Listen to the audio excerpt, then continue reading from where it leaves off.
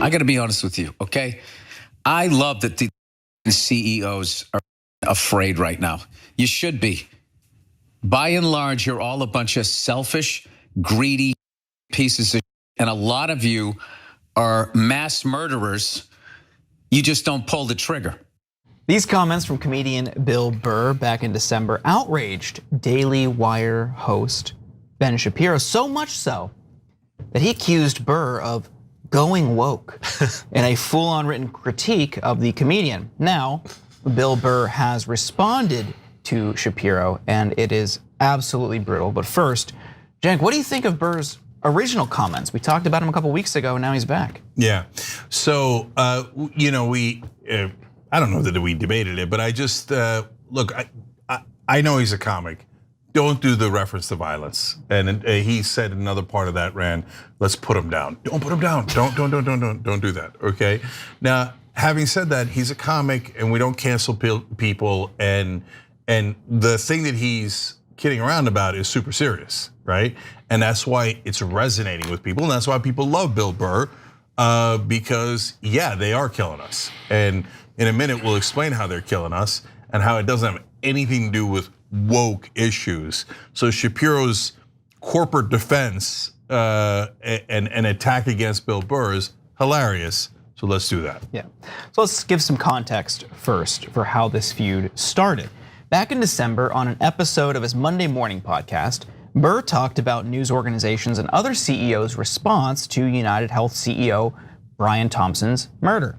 Take a look. You know what's annoying me about this kid who killed this CEO is none of these news programs are talking about the incredible lack of empathy from the general public about this because of how these insurance companies treat people when they are at their most vulnerable, after we've all given them our money every month and now we finally need you and all you do is deny us.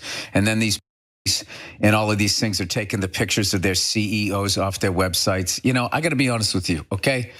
I love that the CEOs are afraid right now. You should be. By and large, you're all a bunch of selfish, greedy pieces of shit, and a lot of you are mass murderers. You just don't pull the trigger. That's why it looks clean. That's why these people look, oh my God, oh, he was just, walking into a hotel. It's like, okay, but what was his job? What did he do? What was the results of it? Now, Ben Shapiro didn't take kindly to these comments. He furiously scribbled an op-ed on Bill Burr the following week. Bill Burr goes full a-hole. And in it, ooh, he got him. Yeah, that's, in it he writes, Burr openly cheered the murder of the UnitedHealthcare executive because he says CEOs should live in fear if they don't act in the way that he would have them act. In a system that he has no fixes for, by the way, what he said is truly evil. He's saying you should live in fear if you're the CEO of a company that does things that Burr deems to be bad or wrong. This is full stop evil. It is evil. I don't care what complaints exist with the health insurance company. The notion that the solution to those complaints is the murder of the executives is sick. If you were living in a tyrannical society with no legal correctives or alternatives in terms of Medicaid, which does exist, and no alternatives in terms of other health insurance programs, then an argument could be made for there to be a full-scale monarchic tyranny.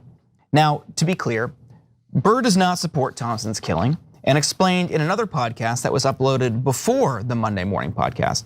He explains that his criticisms on the matter come from the public reaction and the divide that arose due to the morality of the issue. Take a look. More heartless than a CEO of a corporation. The decision in healthcare, the decisions that they make, this is the thing. I'm not saying what happened should have happened, but I'm just, for them to be like, oh, this is like, why would anybody want to do this? It's like, they're denying claims and people are dying. The food supply is poison. It's like the motive out there is wild. But going back to Shapiro, he added, Burr has become woke. Over time, I think he became embarrassed that many people on the right thought he was very funny. So he decided he was going to go woke. So how did Burr respond to these comments? Well, it took him almost 3 months, but in an interview with the New York Times this week, Burr simply stated, all he knew is if he put woke on what I said, he would make more money. I don't know who he is, but that guy, and can I say this now, is a jack-off. I mean, what do you think? Has Bill Burr gone woke? Okay, so look, first of all, we have the easiest poll question we've ever had in the live chat. So check out the show at 6 o'clock Eastern, be part of the show. Who's right, Bill Burr or Ben Shapiro? Is anybody gonna say Ben Shapiro, really? Okay, so let's break it down. Number one, going woke normally means like, we're supporting a DEI program or something to do with social issues or culture war issues, etc. And we can have those debates. But Bill Burr didn't say any of that. He just talked about economic issues and how it affects the average American's life. What part of that is woke? Is that woke to care about the average American? Okay. I don't, you might want to be careful with how positively you label the word woke.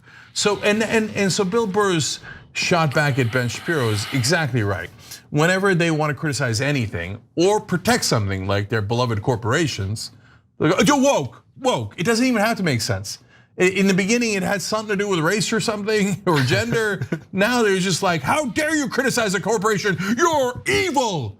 And wait, what's worse than evil? And woke, okay. And why? Because Ben Shapiro wants you to go back to sleep and not realize how corporations are totally screwing you over. I wonder if some of his sponsors and his original funders are giant corporations. Anyway, so look guys, the heart of Burr's argument is they're mass murderers. I feel like that's a super hard thing to say, but is there some truth to that?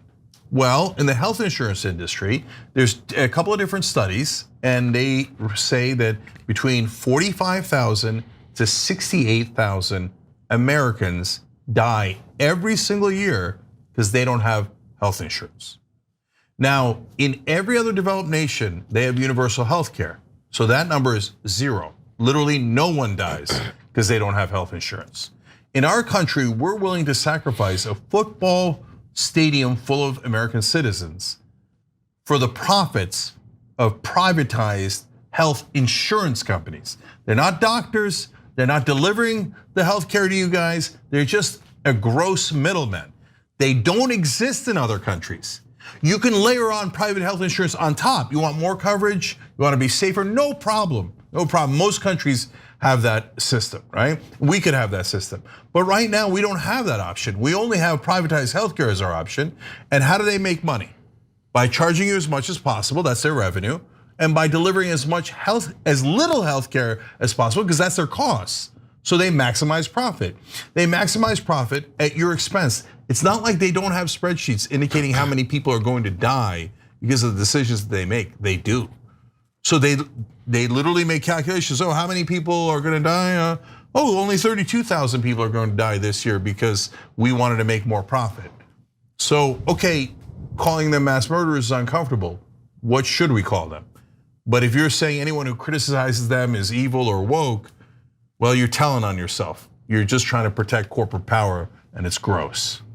Yeah, I mean, first of all, I've been so just shaken and distressed by this initial month plus of this new administration that comedians are often my lifeline, quite honestly. Like, I've been watching Jon Stewart, and I really appreciate Bill Burr for doing what our Democratic politicians are not doing, which is calling things out as they are and keeping it real, So for someone who pretends to be intellectual like Ben Shapiro, do you really, is that all you got? Just calling things woke or calling things DEI? Like, this is someone who plays up his sort of intellectual conservatism, yet I find this to be pathetically anti-intellectual, anti-logical, and totally not acknowledging the reality that the decisions are being made by health insurance companies and honestly by many other major companies that are calculating death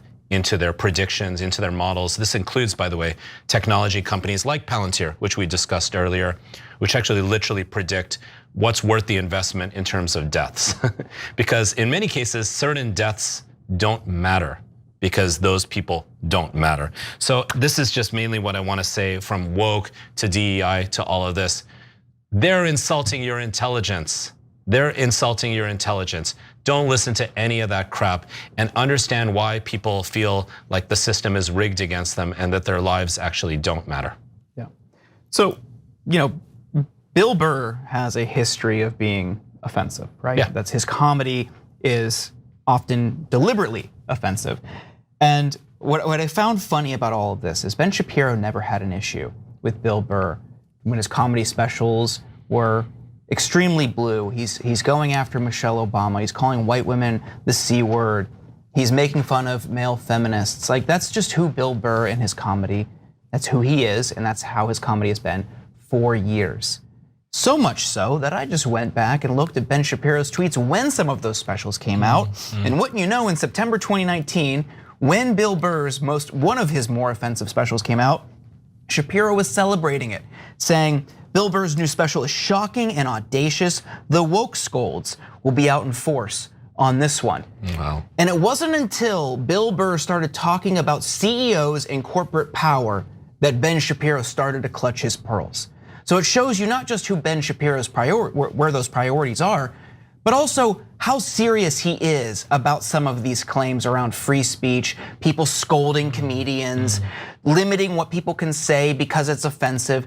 And if you're so worried about the sanctity of life, if you're so concerned about someone taking another life because of what they perceive as an injustice, with someone going out and killing Brian Thompson, the UnitedHealthcare CEO, could someone square that circle with Ben Shapiro's entire worldview when it comes to Palestinians? Because for years, his entire adult life, he has celebrated and justified the death of tens, if not hundreds of thousands of Palestinians because of what he perceives as an injustice. So Ben, when is violence okay?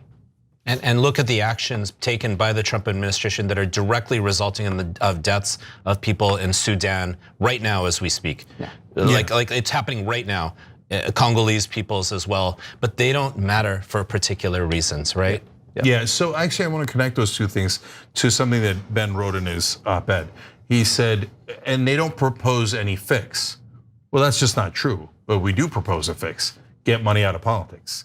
So there's no reason for privatized health insurance other than money in politics because they keep funding both the Republican and Democratic parties.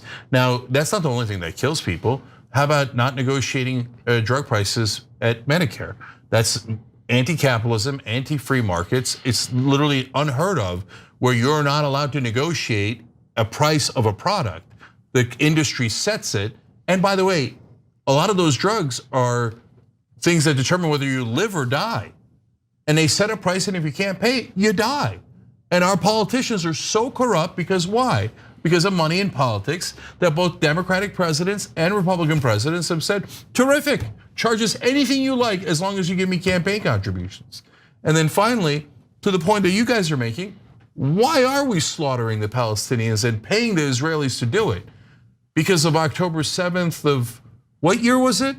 Because it's a couple of years later now, okay? No, it has nothing to do with October 7th. That ended years ago. That so-called self-defense. Now we're just paying for territorial expansion of Israel. And why would we do that? Slaughter 62,000 Palestinians, 15,000 kids, 800 babies. All those people, why would we do that? And antagonize the whole Muslim world, get them to hate America, and give Israel over $20 billion to do it? Money in politics.